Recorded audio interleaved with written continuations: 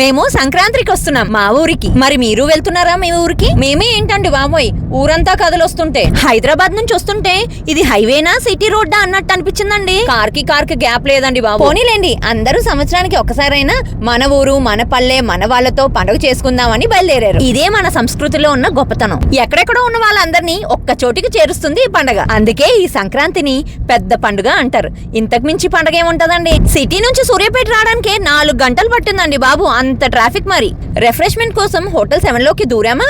ఊరికి చేరక ముందుకే పండగ 2 రోజులు ఉండగానే ఆ పల్లె వాతావరణాన్ని సంక్రాంతి సంబరాన్ని కళ్ళకు కట్టినట్టు చూపిస్తూ అతిథి మర్యాదలతో ఆకట్టుకున్నారు. వేడి వేడిగా నేతి అరిసెలు చేసి అందించారు.